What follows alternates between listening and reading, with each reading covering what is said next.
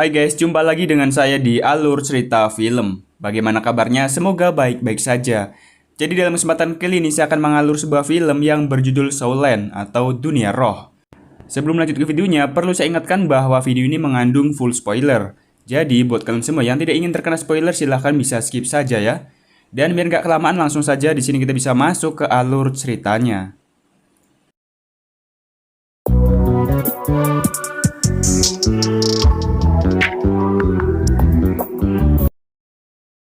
Cerita diawali dengan diperlihatkannya seorang pemuda jenius yang bernama Tangsan. Di usianya yang muda, ia sudah mempunyai beberapa ilmu bela diri tingkat tinggi. Beberapa di antaranya adalah mata iblis ungu dan tangan besi. Tetapi di suatu kejadian di mana Tangsan ternyata mencoba menyelinap masuk ke perpustakaan rahasia sektenya dan mempelajari teknik terlarang yang selama ini sektenya sembunyikan. Tetapi ternyata Tangsan ketahuan dan dikejar-kejar para tetua sektenya dan ingin membunuhnya.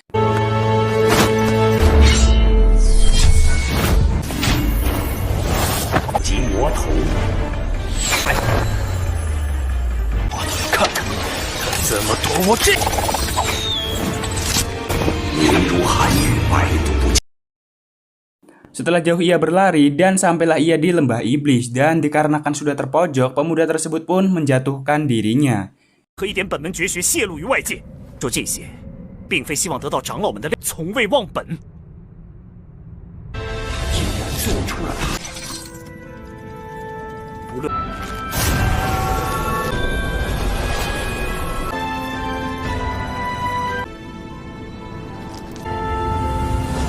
Namun tetapi entah kenapa saat ia terbangun ternyata ia sudah berada di tubuh anak kecil berumur 6 tahun dan kemungkinan ia bereinkarnasi dan terlahir ke tubuh anak tersebut.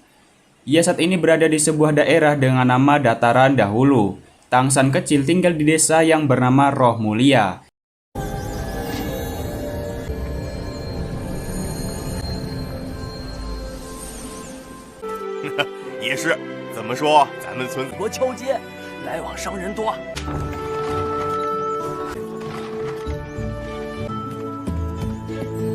Ia tinggal bersama ayahnya yang seorang pandai besi dan suka mabuk-mabukan. Setiap harinya, Tangsanlah yang mengurus rumah dan menyiapkan makanan. Kemudian, scene berganti di mana anak-anaknya sudah menginjak usia 6 tahun akan dikumpulkan dan diuji apakah anak tersebut mempunyai roh pelindung atau tidak. Untuk pengujiannya akan dilakukan oleh seorang Master Roh yang bernama Suyanto, yang berasal dari kota Roh Akademi Nauding. Tangsan dan anak-anak lain kemudian diajak masuk ke dalam ruangan.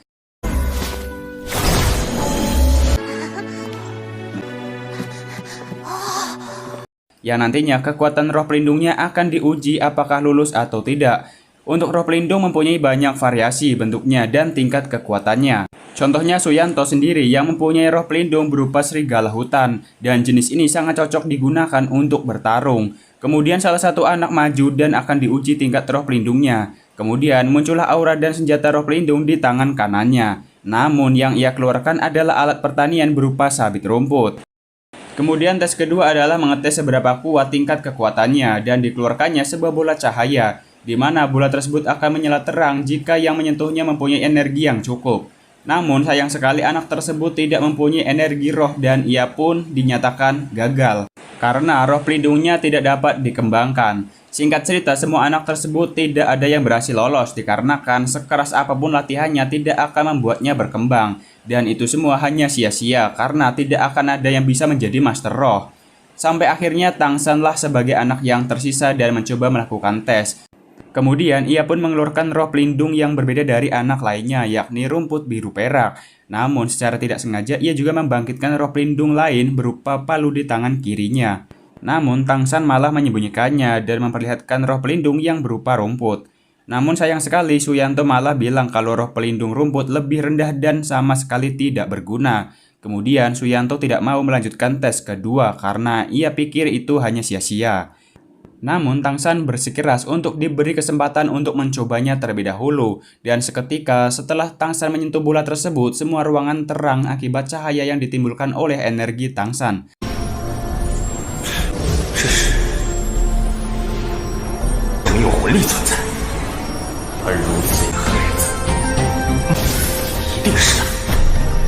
Dan itu menandakan bahwa Tangsan mempunyai roh pelindung tingkat tinggi. Tetapi Suyanto tetap saja pesimis dan mengatakan bahwa roh rumput biru perak adalah roh yang lemah dan tidak ada sejarahnya untuk berkembang terlalu jauh. Kemudian setelah ujian selesai, Pak Kepala Desa memberitahu bahwa Suyanto telah meninggalkan undangan untuk Tangsan agar dapat mengikuti Akademi Roh di kota Nauding. Setelah itu ia pergi menemui ayahnya dan meminta izin agar diperbolehkan mengikuti akademi tersebut yang akan diadakan 3 bulan lagi. Namun dengan tegas sang ayah menolaknya tanpa memberikan alasan yang jelas. Kemudian Tangsan membujuk ayahnya dengan memperlihatkan kekuatan roh gandanya yang berupa tumbuhan rumput dan roh palu Huotien. Setelah melihat anaknya mewarisi roh pelindung rumput biru perak mendiang ibunya serta roh palu miliknya, ia pun mempertimbangkannya lagi. Di sini kita tahu bahwa mengenai kejadian beberapa tahun yang lalu di mana ibunya gugur di medan perang dan sang ayah juga adalah bukan orang sembarangan. Singkat cerita, ayah Tangsan kemudian mengizinkannya untuk mengikuti akademi tersebut. Namun Tangsan disuruh untuk berjanji kalau ia ingin mengikuti akademi tersebut ia harus menyembunyikan roh pelindung berupa palu Huotien. Tak terasa 3 bulan sudah berlalu di mana Tangsan ditemani Pak Kepala Desa untuk mendaftar akademi tersebut. Dan hal yang sama datanglah seorang anak kecil yang mempunyai roh pelindung berupa kelinci juga ikut mendaftar. Kemudian scene berganti di mana Tangsan dan Pak Kepala Desa sudah berada di gerbang, namun ia tidak dibukakan. Penjaga kira undangan yang ia bawa adalah palsu karena mereka berdua memakai pakaian seperti pengemis. Tangsan yang kesal karena sudah diremehkan kemudian melawan penjaga tersebut sampai terpental. Ketika pertarungan semakin memanas, datanglah seorang guru dari akademi tersebut yang bernama Master Show. Kemudian Master Show mengecek undangan yang ia bawa dan memastikan kalau undangan tersebut asli. Dijelaskan bahwa Master Show ini adalah guru yang sudah tidak mengajar. Kegiatannya setiap hari adalah meneliti dan menguji sebuah teori kekuatan roh pelindung. Seperti mempelajari tiap-tiap dari kelemahan roh pelindung, bagaimana metode mengembangkannya, dan masih banyak lagi. Dan dari membaca undangan tersebut, Master Show tahu bahwa Tangsan mempunyai roh pelindung ganda, karena tertulis rumput biru perak yang mempunyai energi tinggi. Setelah mengobrol panjang lebar mengenai penelitian Master Show, Tangsan pun mengaguminya. Dan Master Show pun bilang bahwa suatu saat Tangsan akan menjadi Master Roh terhebat di masa depan, karena mempunyai roh pelindung spesial. Sampai akhirnya Tangsan berlutut meminta Master Show menjadi gurunya. Setelah itu Tangsan diantar ke ruangan TU untuk mengurus masalah administrasi pendaftaran. Namun di sana para TU menertawai Master Show dan memandangnya rendah. Menurut mereka bahwa Master Show adalah badut akademi yang kegiatannya mengarang teori-teori aneh. Dan kenapa sampai sekarang Master Show masih dihormati adalah karena teman dekat dari ketua akademi saja. Walau begitu, Tangsan tidak menurunkan kekagumannya kepada Master Show, karena hanya dialah yang mengetahui bahwa Tangsan mempunyai roh pelindung ganda. Hal itu sudah jelas membuktikan bahwa Master Show adalah guru yang sangat hebat. Sesampainya Tangsan di depan asrama setelah membuka pintu, ternyata ia mendapatkan serangan oleh seorang anak yang bernama Waseng. Waseng adalah ketua kelas asrama anak laki-laki dari kamar 7. Namun dalam sekejap Tangsan dapat mengalahkan anak tersebut.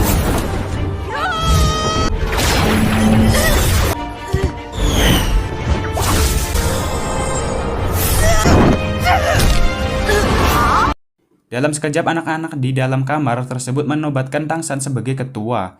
Dikarenakan itu sudah menjadi tradisi di mana yang kuat akan menjadi ketua baru. Dan tiba-tiba datanglah Xiaowu, seorang anak yang kita jumpai di awal tadi. Kemudian seperti aturan yang berlaku untuk merebutkan siapa ketua kelas baru, mau tidak mau mereka berdua harus bertarung. Dan pertarungan pun sangat sengit di mana kekuatan Xiaowu dapat mengimbangi kekuatan Tangsan.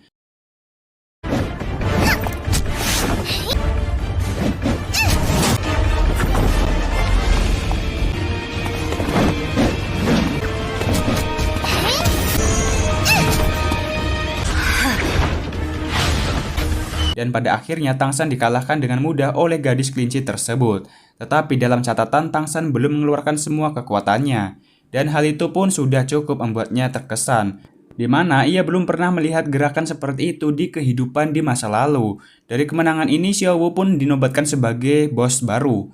Para anak laki-laki pun menawarkan selimutnya untuk Xiaowu. Namun Xiaowu malah meminta selimut Tangsan yang lebih besar dan digunakannya untuk berdua. Berpindah di mana mereka sedang berada di kantin. Di sana ada beberapa kelompok yang menghina kelompok Waseng.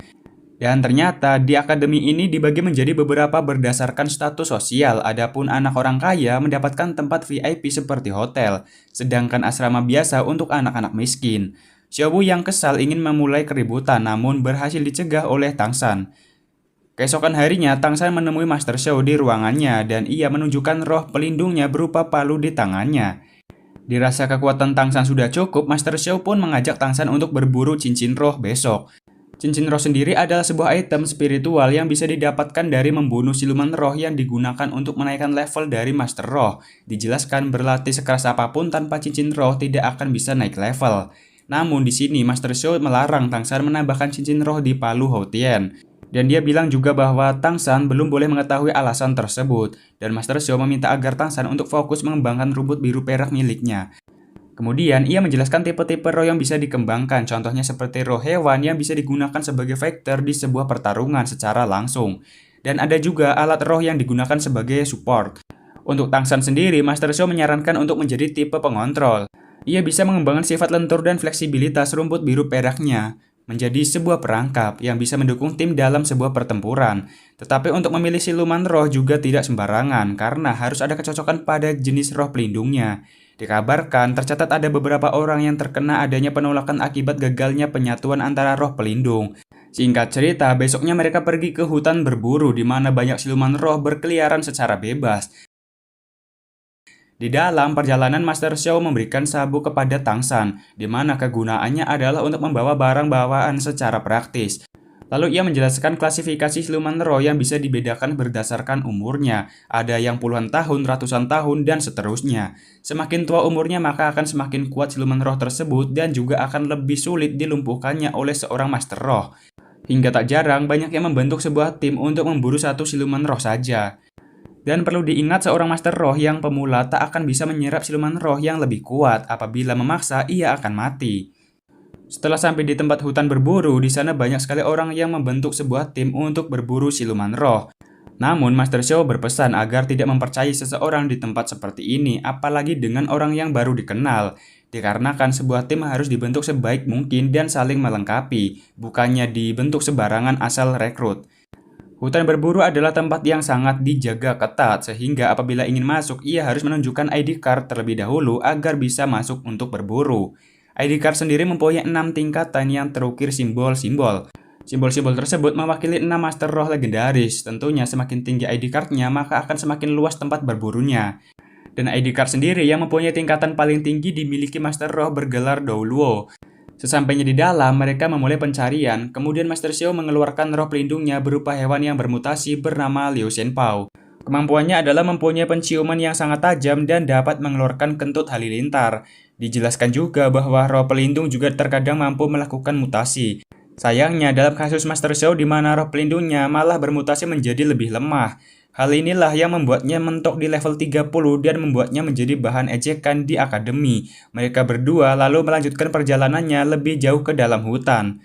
Sempat bertemu dengan siluman roh kucing berusia 10 tahun, namun itu belum cocok jika digabungkan dengan roh pelindung milik Tang San. Selanjutnya ada siluman roh tanaman bambu, kulitnya sangat keras sehingga sangat bagus untuk skill pertahanan. Walaupun cocok, tetapi belum yang terbaik untuk rumput biru milik Tang San. Ia menyarankan memilih siluman roh beracun dan memiliki pertahanan yang sangat tinggi. Pemburuan mereka pun sampai malam, tiba-tiba datanglah segerombolan siluman roh serigala. Namun hal itu dapat dihalau oleh Liu Shenpao menggunakan kentut halilintar.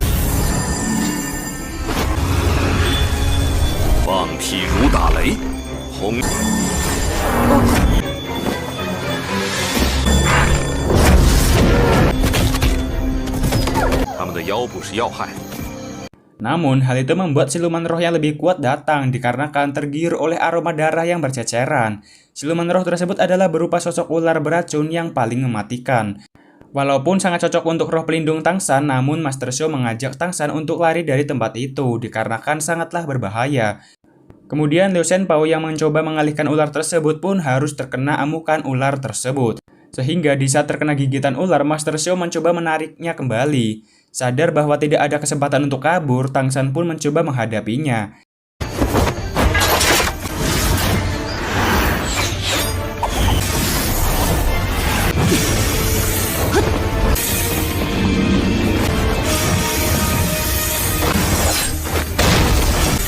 深究。各位顽强，没那么容易死。 Setelah melakukan pertarungan sengit, Tangshan berhasil mengalahkan monster ular dengan menusukkan pisau di rahang ular tersebut. Selama ini banyak yang bilang bahwa roh pelindung tumbuhan hanya bisa menyerap siluman dari roh tumbuhan juga. Namun menurut penelitian Master Zhou, hal tersebut tidak sepenuhnya benar. Penelitian anti-mainstream inilah yang dijuluki orang-orang sebagai badut dan bahan olok-olokan. Kemudian Tangshan akan mencoba dan memastikan kebenaran dari gurunya tersebut. Mulailah Tangshan melakukan penyerapan yang berlangsung cukup lama. Sampai penyerapan berhasil, sekarang rumput biru peraknya sudah berkembang menjadi rumput biru perak beracun. Namun Master Zhou terluka akibat Liu Shenpao yang semalam terkena gigitan monster ular. Kemudian Tangshan mencoba menyelamatkannya untuk mengeluarkan racun yang berada di dalam tubuhnya. Dikarenakan Tangshan sangatlah berpengalaman dalam hal tersebut. Setelah gurunya siuman, Tangshan memperlihatkan dirinya bahwa ia telah berhasil melakukan proses penyerapan cincin roh dan mengunlock skill pertahanannya, yakni serangan tali akar beracun dalam radius 50 meter. Setelah kembali ke akademi, Master Zhou yang tidak bisa melatih Tangshan memberinya sebuah buku yang berisi berbagai macam penelitiannya yang mengenai bagaimana cara paling efektif untuk mengembangkan roh pelindung. Selain itu juga menyuruh Tangshan ke gedung cabang akademi untuk mendaftarkan dirinya sebagai master roh cilik. Dengan itu ia akan mendapatkan tunjangan setiap bulannya. Sesampainya di gedung cabang, ia bertemu dengan kakek Matthew dan juga Suyanto. Kemudian kakek Matthew mengajak Tangshan ke sebuah ruangan untuk mengetes kelayakan Tangshan. Hasil tes tersebut sangatlah mengejutkan karena Tangshan menggunakan siluman roh ular Mandrake sebagai cincin roh pertamanya, padahal jenis roh pelindungnya adalah jenis tumbuhan rumput biru perak. Tangshan kemudian memberitahu bahwa gurunya adalah Master Zhou. Kakek Matthew pun terkejut karena hal itu membuktikan bahwa teori-teori yang dianggap aneh sudah terbukti benar. Dalam perjalanannya ke akademi, Tangshan melihat orang-orang pandai besi sedang melakukan pekerjaannya yang membuat dirinya ingin ikut bergabung. Ia pun mencoba menempa besinya menggunakan skill yang dulu pernah diajari sang ayah. Di sisi lain, ternyata ayah Tangshan selalu mengawasi putranya dari kejauhan. Ia kemudian menemui Master Zhou dan memintanya agar bisa membimbing dan melindunginya, dikarenakan ia akan pergi cukup lama untuk menyelesaikan misi rahasia. Di sini terungkap bahwa ayah Tangshan bernama Tang Hao, seorang master roh legendaris bergelar Dao Luo dan dijuluki sebagai Master Hotien. Sebelum pergi, ia memberikan ID card yang bisa memberikan kekuasaan mutlak Master Zhou yang nantinya bisa berguna. Singkat cerita, 1 tahun pun telah berlalu. Bersama dengan Zhou, ia telah menyelesaikan tahun pertamanya di Akademi Roh. Pada libur tahun ia akan mengajak Zhou mengunjungi rumahnya. Namun rumahnya kosong dan sangatlah kotor. Lalu kepala desa menjelaskan bahwa ayah Tangshan pergi meninggalkan desa. Ia meninggalkan selembar surat di mana tertulis ia akan pergi cukup lama untuk menyelesaikan misi yang selama ini tertunda. Dan ia berjanji jika Tangshan sudah menjadi master roh yang hebat, pasti ia akan bertemu kembali. Tangshan sekarang merasa sangat sedih karena saat ini ia sudah tidak punya siapa-siapa lagi. Bernasib sama sebagai sebatang kara, ia lalu meminta Zhou menjadi sebagai adiknya dan berjanji akan melindunginya. Dan ia berjanji akan bertekad menjadi master roh terkuat dan membuat semua orang bangga termasuk ayahnya. Berlatar waktu 5 tahun setelah pasca Tangshan berpisah dengan sang ayah bersama adik angkatnya Xiaowu, kini Tangshan remaja sudah lulus dari Akademi Nauding dan perlu mendaftar ke jenjang yang lebih tinggi. Banyak akademi yang bisa ia masuki, namun Master Zhou menyarankan ia untuk bergabung ke Akademi Sri Lanka. Di saat perjalanan, ia memutuskan untuk singgah di sebuah hotel yang ternyata cuma tersisa 1 kamar. Sebelum Tangshan dan Xiaowu sempat check-in, seorang pria datang dengan 2 wanita dan menyela untuk mengambil kamar terakhir tersebut. Diketahui pria ini bernama Dai Mubai. Tangshan yang tidak terima, akhirnya terjadilah suasana yang memanas dan mereka pun bertarung untuk merebutkan kamar tersebut. Dan film pun selesai. Nah, jadi bagaimana menurut kalian mengenai film ini? Tuliskan di kolom komentar. Dan silahkan buat kalian semua bisa di-subrek dulu ya, biar nggak ketinggalan episode selanjutnya, dikarenakan masih panjang sekali untuk episode-episode yang akan datang. Dan sekian untuk spoiler kali ini, sampai jumpa. Goodbye.